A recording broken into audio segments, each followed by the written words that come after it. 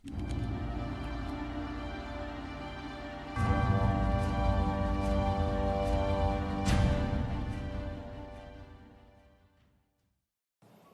apa kabar sahabat Polipek? Baik lagi di konten YouTube dari Polipek.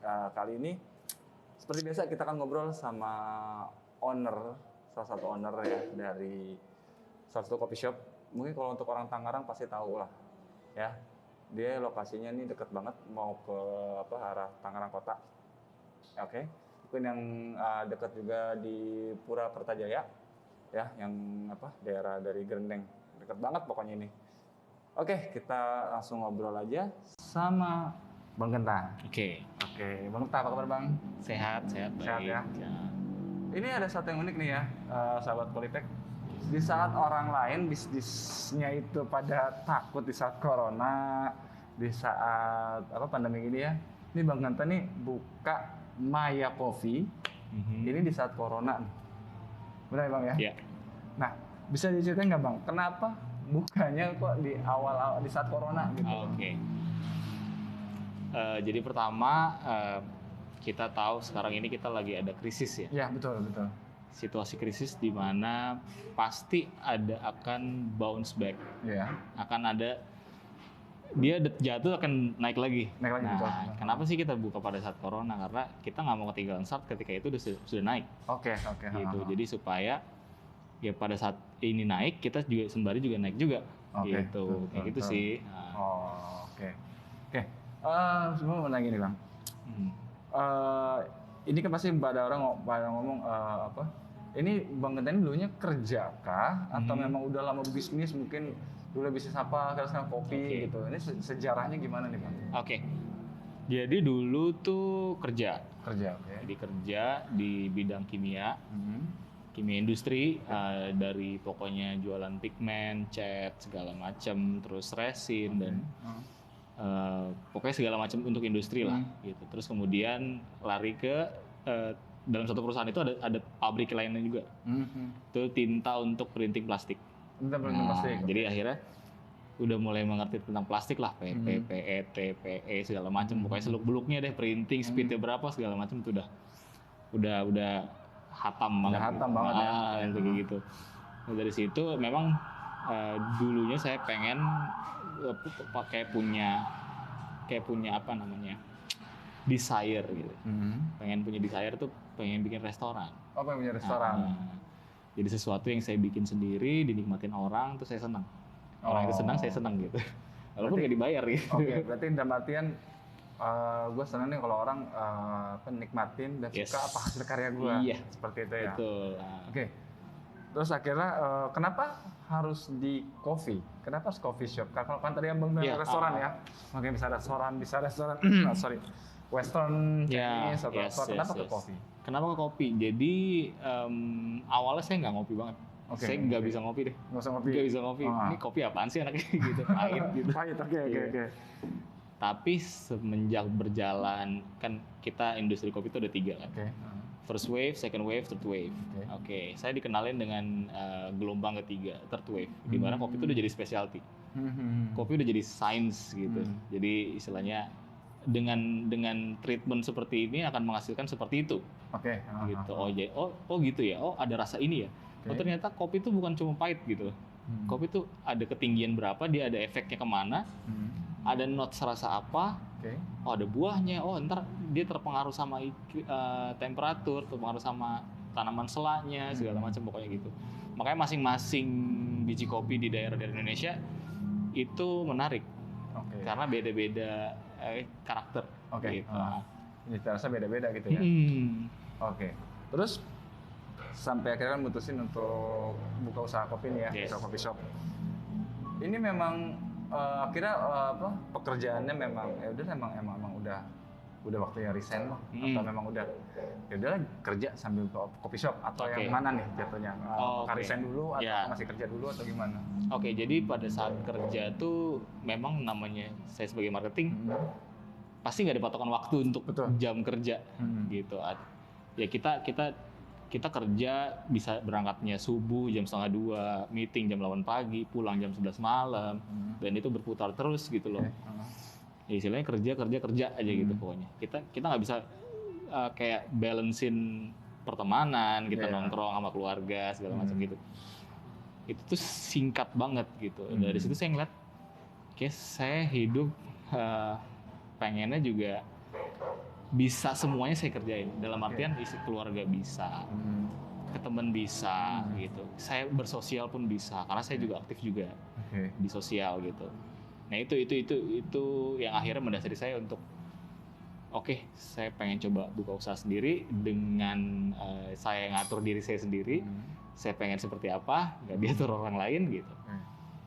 Saya tahu salah benernya di mana gitu. Ya itu sih dasarnya awalnya. Oh, berarti resign baru akhirnya ini. Dasarnya resign ya. Oh, oke. Terus apa? Planningnya langsung mendadak lah kopi atau sudah kayaknya ini gue mau buka ini. Gini. Step-stepnya dari seperti apa? Jadi mau buka kopi sebenarnya dari kuliah S1. Dari kuliah 1. Kuliah 1 udah sering nongkrong di tempat kopi. Gitu, nongkrong di tempat kopi. Pertama malah justru filosofi kopi. Filosofi kopi. Iya, filosofi kopi pertama. Filosofi kopi. Saya pesan espresso waktu itu. Gila itu pahit banget.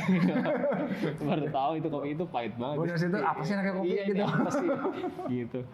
Karena hype kan gitu. Filosofi kopi gila nih, anak kopi nih indie banget. Iya, betul, gitu ya. Betul. Lagi memang lagi naik daun gitu. Benar ya. Itu saya nonton filosofi kopi sendiri gitu. Benar sendiri saya bela-belain nonton gitu. Akhirnya dari situ mulai ada ketertarikan. Akhirnya nongkrong lagi tempat kopi. Oh, sekarang ternyata kopi ini nggak cuma hanya dari produknya. Ada hal yang lain ya, dari interior, dari mungkin orangnya di dalamnya, terus kemudian apa sih brand image-nya dibangun, dan segala macam lah pokoknya. Sekarang kopi itu bukan cuma produk gitu. Ini udah bercabang banget, udah lebih kompleks gitu. Kita udah bisa lebih berpikir kreatif di gelombang ketiga ini.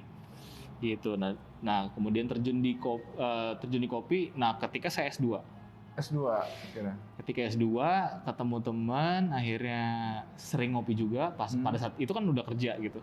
Saya juga sering kalau weekend tuh ke tempat kopi, nongkrong segala macam. Tempat kopi apa sih yang bagus gitu. Itu udah cobain Tanah Merah, udah cobain Common Ground, cobain Coffee Academic baru-baru ini sih. Kopi kalian banyak deh pokoknya gitu. Nah, udah coba-cobain itu ternyata karakternya beda-beda nih, masing-masing coffee shop gitu. Nah, akhirnya saya tertarik, keren juga ya kayaknya bikin sesuatu sama-sama kopi. Betul. Cuma yang bikin beda apa kayak gitu kan? Betul. Benar. Kok bisa beda? Padahal yang dijual sama kopi semua. Betul. Akhirnya dari situ, oh bisa nih. Ada salah satu hal yang bisa dikulik lebih dalam gitu. Saya ngerasanya gitu. Dan saya tipikal orang yang suka yang pasti. Nah, saya pulang kerja aja pengen tango gitu. Iya betul. Saya pengen yang jelas, sesuatu yang jelas. Dan di specialty coffee ini itu jelas. Waktunya seberapa akan jadi apa, ini treatmentnya gimana akan jadi kayak gimana. Itu jelas. Makanya saya akhirnya jadi suka. Nah, ketika suka, saya ngeliat barista keren ya. Wah gila dia bikin kopi, terus bikin latte art, terus istilahnya dia apal nih apa muscle memory-nya, bikin ini. Pokoknya semuanya ya menurut saya keren. Dan itu dibuat istilahnya dari tangan dia. Itu dikasih ke dia sama kayak chef gitu. Nah itu makanya saya bilang, oh visi saya mau bikin restoran sama bikin coffee shop sama dong sebenarnya. Sama-sama dari diri sendiri gitu. Ya udah akhirnya dari situ mulai jatuh cinta ke industri ini.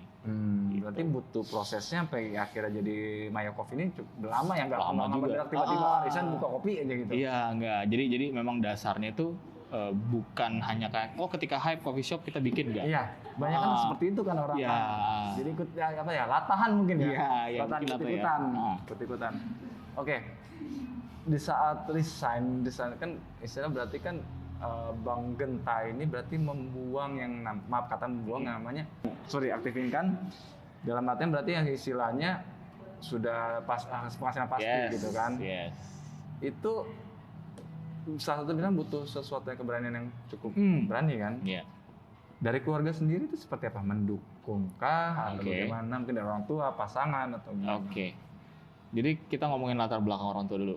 Orang tua saya dua-duanya itu adalah PNS. Oke. Nah, saya dididik dari caranya PNS. Oh, oke. Dengan sesuatu yang harus pasti gitu. Iya, betul. Oke, kalau mau sukses berkarir dong. Yes, Nah, betul, gitu. betul. Karir dulu sampai tinggi deh gitu. Kamu harus sukses dulu, kamu di PNS sukses gitu. Oh, oke.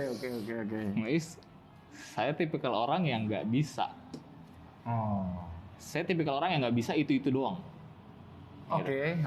Kita kerjain itu, dapetnya itu, udah jalan aman. Oh, oke.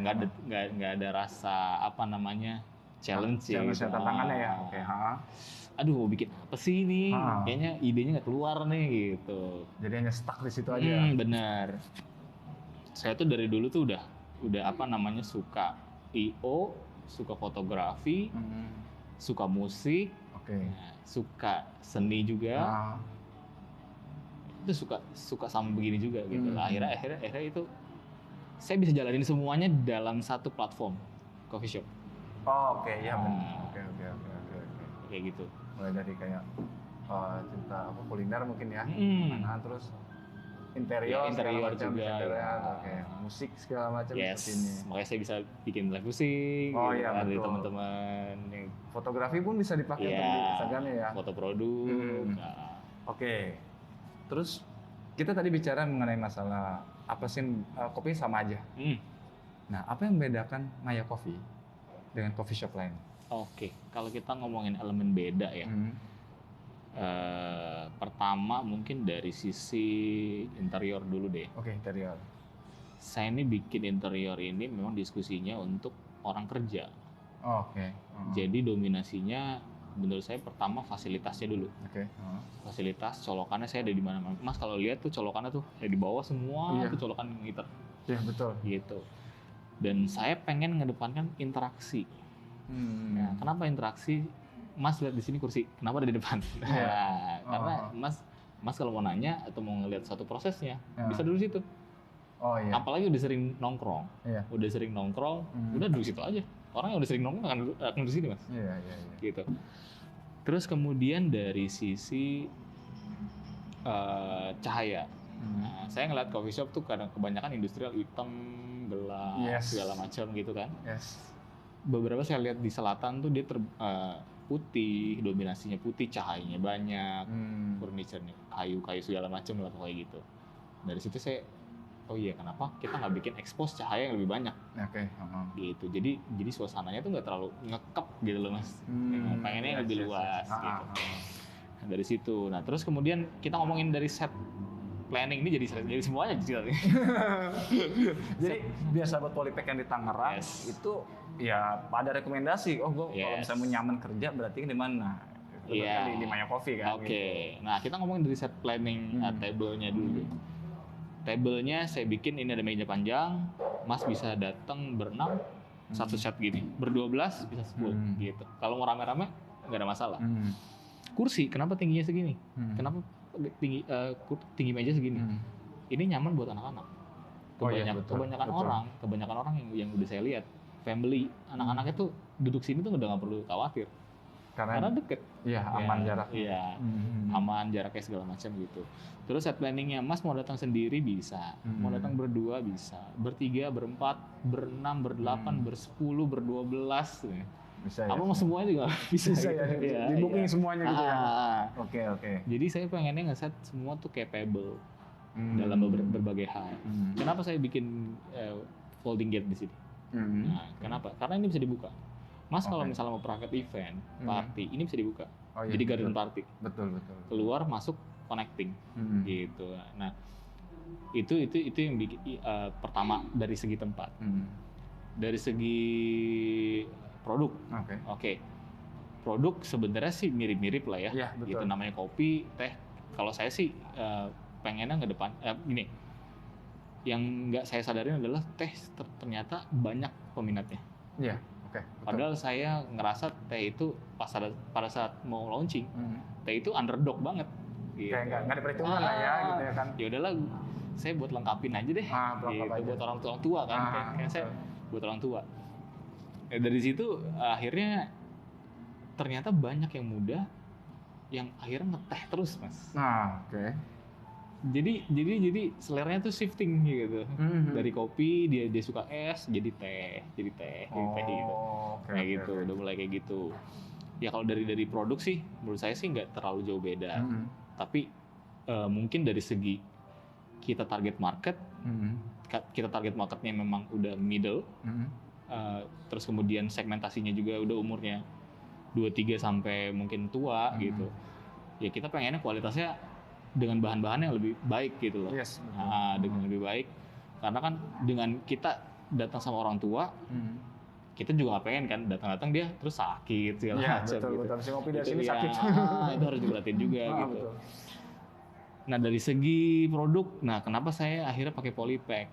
Gitu. Karena saya ngelihat dari Instagramnya, dari kemudian produknya, dari testimoninya, itu saya ngeliat nih kayaknya produk bisa dipercaya. Dan pas saya order beneran memang terpercaya, gitu. Dari segi kualitas dan dari segi konsistensi itu bagus semua. Tintanya segala macam nggak ada problem. Gitu. Nah itu jadi kalau misalnya untuk sobat Polypack yang ada di Tangerang nih, wajib dicobain nih. Ini salah satu best produk di sini ya. Salah satu yang lagi sering di order minggu ini.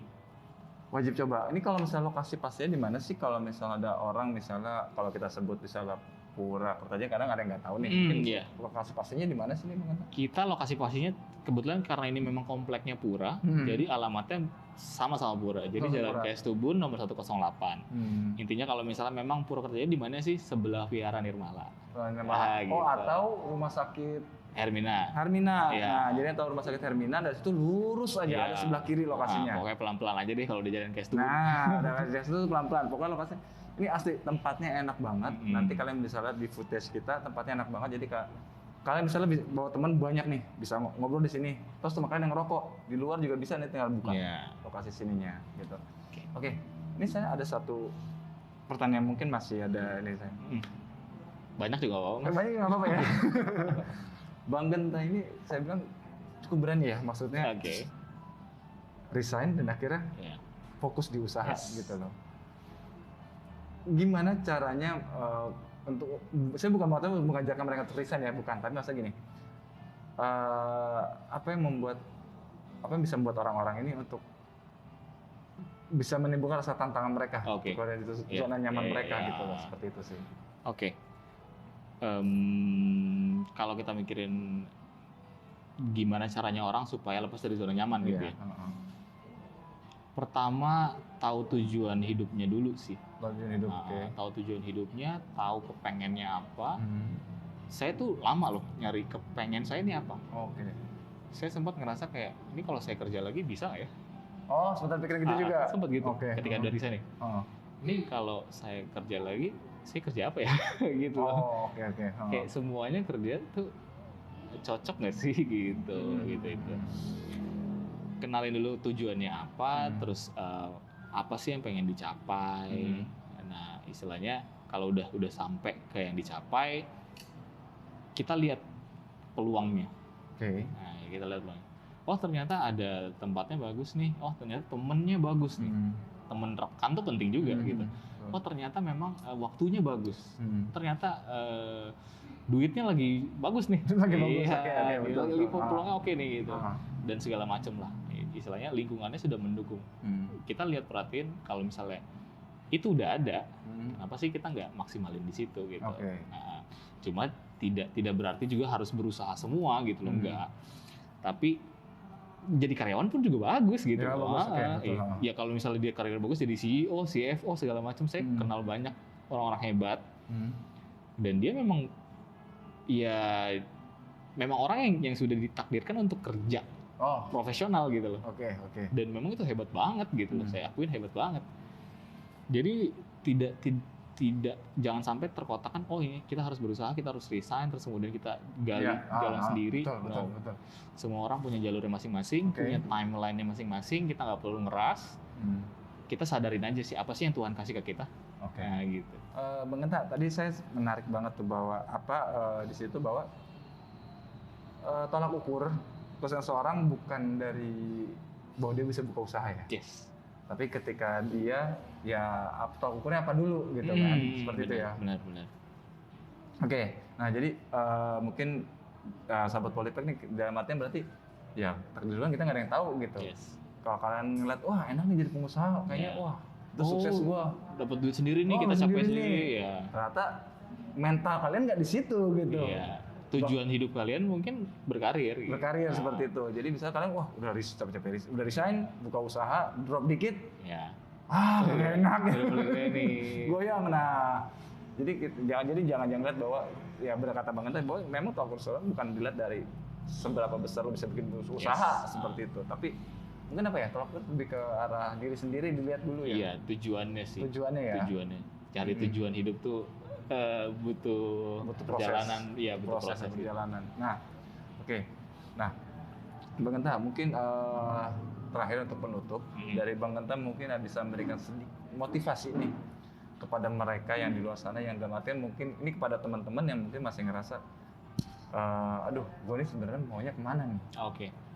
Ya kan mungkin bisa bantu mereka untuk memberikan semacam kayak motivasi atau jangan seperti apa bisa. Oke. Saya mungkin nggak begitu pintar untuk motivasi orang. Mungkin dari pengalaman pribadi.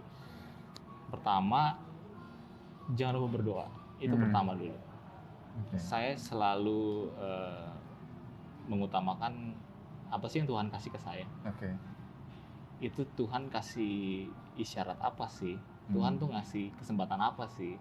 Saya bisa ambil nggak? Gitu. Itu pertama. Kita kenalin dulu lingkungan kita dulu. Gitu. Kemudian yang kedua adalah tujuan hidup tadi. Nah, tujuan kita udah jalan nih, hidup nih. Kalau kita udah kerja, terus nyaman nggak rasanya? Nah, ada yang kurang nggak sih? Gitu. Nih duit udah gede nih, waktu udah bisa luang nih. Terus apa yang kurang ya? Gitu, misalnya gitu. Dari situ ntar by proses ntar akan menyadari bahwa tujuan hidup saya apa nih? Gitu.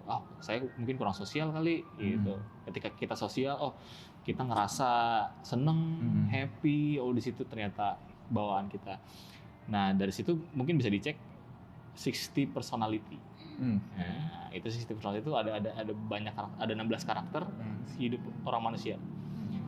Saya ini INFP, orang yang mengutamakan perasaan. Gitu. Jadi makanya tadi saya bilang, saya lebih senang orang senang produk saya dibanding orang bayar produk saya.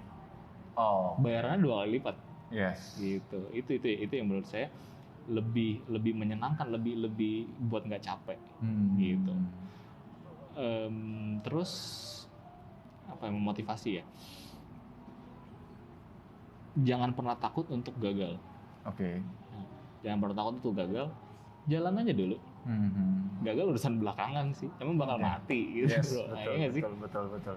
Ya kalau ini mungkin buat saya ya, yang belum berkeluarga, yang masih single gitu. Kalau saya sih udah jalan aja deh, gas aja bro gitu kan. Betul.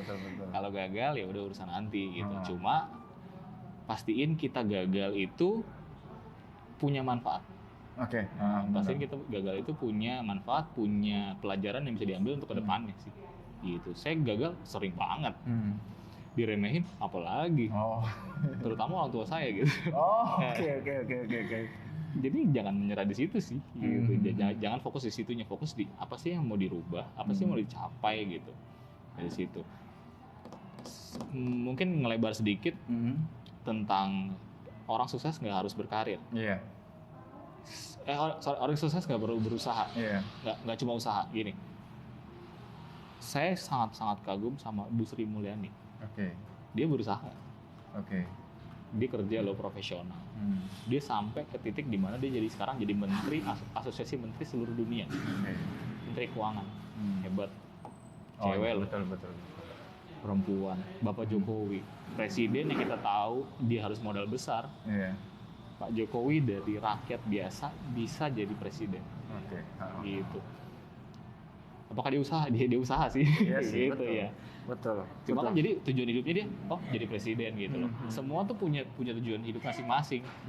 Jadi nggak perlu takut, maksudnya nggak perlu compare diri kamu dengan orang lain yang mungkin udah sukses duluan, yang mungkin udah nyaman duluan. kamu punya timeline yang beda, Oke. kamu punya jalan yang beda, gitu. Saya ingat kata Teza Sumendra di podcastnya, ada di Volix. Kamu compare dengan diri kamu 10 tahun sebelakang. Oke. Jangan compare dengan orang lain. Orang lain yang udah jadi. Iya, tutup mata aja. Kamu compare dengan diri kamu, itu akan lebih fair. Yes, Mau udah berkembang seberapa sih gue? Gitu sih, gitu. Ada perubahan nggak dalam hidup seperti itu? Jadi nggak perlu merasa terlambat, nggak perlu merasa sungkan untuk berubah, dan nggak perlu merasa kecil. Kita semua udah dianugerahi talenta, udah dianugerahi kesempatan, ya kita ambil ketika kesempatan itu ada. Gitu. Iya, karena kan banyak yang bilang bahwa ya lu bukan banyak tapi banyak orang yang ketika gue pengen nih namanya usaha, tapi gue takut bener mau ngelangkah gitu, takut gagal gitu. Tapi kok ngeliat orang enak gitu kan. Nah, itu bedanya pengusaha dengan itu. Itulah yang membedakan pengusaha, karena dia berani melangkah dulu. Ya, kata Bob Sadino bilang iya. Kan, orang bodoh itu, bukan orang bodoh, maksudnya orang yang istilahnya kepepet ya istilahnya dia lebih mau apa, all out aja nggak banyak mikir gitu kan. Karena nggak rugi apa-apa. Iya betul. Gitu. Jadi tanpa tulus gitu. Bob Sadino pernah ngomong gini, kalau nggak salah, sekarang kamu dikasih duit, kamu bingung buat apa? Yes, betul. Kamu nggak dikasih duit, mau usaha apa?